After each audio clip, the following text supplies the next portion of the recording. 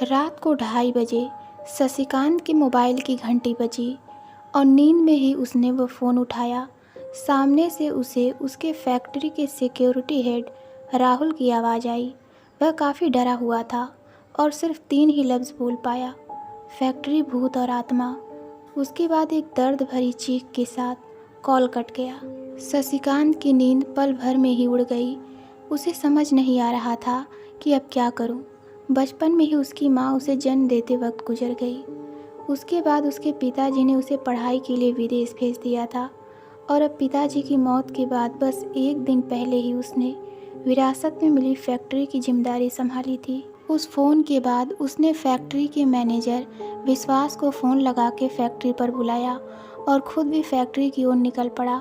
वो दोनों जब फैक्ट्री में पहुँचे तब उन्हें मेन गेट का गार्ड कहीं नहीं दिख रहा था, पर शशिकांत की आंखें बस राहुल को ढूंढ रही थी, जिसकी दर्दनाक चीख उसके दिमाग में अभी भी गूंज रही थी।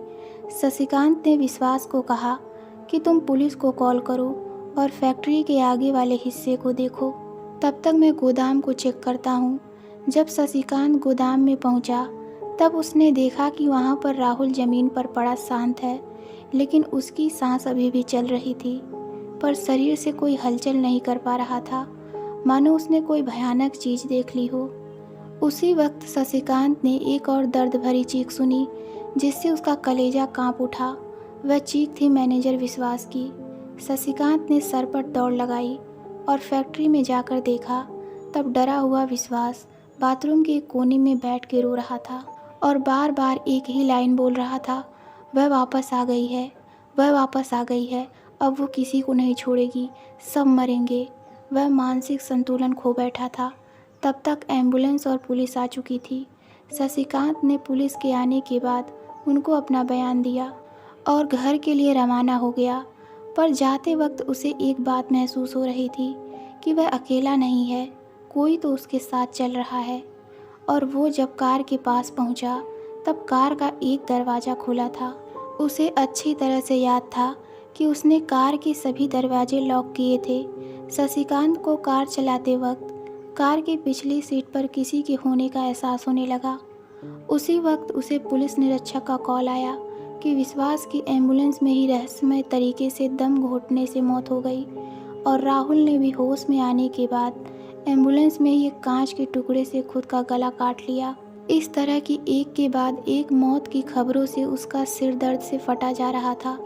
शशिकांत घर पहुंचा। इतना सब देखने के बाद उसे नींद तो नहीं आने वाली थी, इसलिए वह लाइब्रेरी में बैठ के किताब पढ़ने लगा। उसे अचानक आसपास कुछ हलचल सी महसूस हुई। तभी उसे खिड़की से अंदर आने वाली चांद की खूबसूरत रोशनी में एक जानी पहचानी हसीन लड़की की परछाई नजर आई।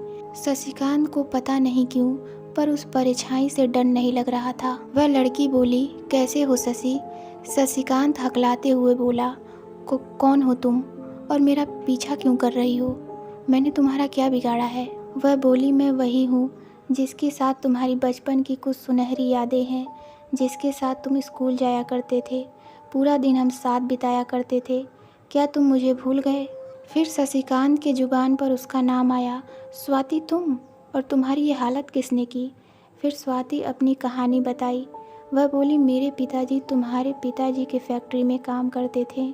एक दिन वह देर रात को पूरा हिसाब किताब निपटा के घर के लिए निकल रहे थे, पर जाने से पहले आखिरी बार फैक्ट्री के एक चक्कर लगाने के लिए गोडाउन पहुँचे तो उन्हें वहाँ कुछ नए बॉक्स दिखे जिन पर कंपनी का लेबल नहीं लगा था।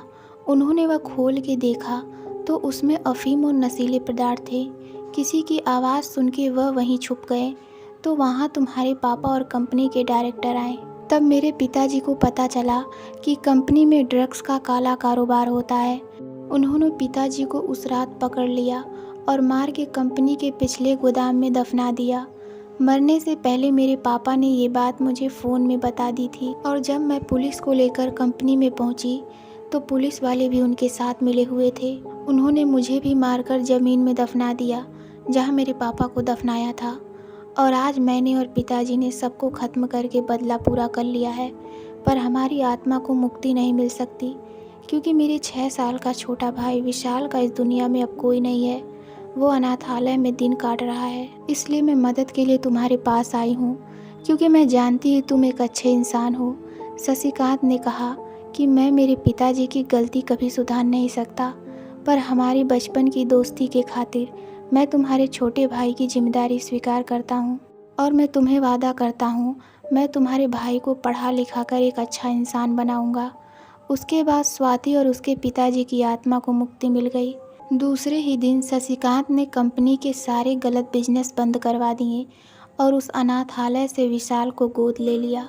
तो दोस्तों, आपको ये कहानी कैसी लगी हमें कमेंट में ज़रूर बताइए। तो मिलते हैं अगली कहानी में। धन्यवाद।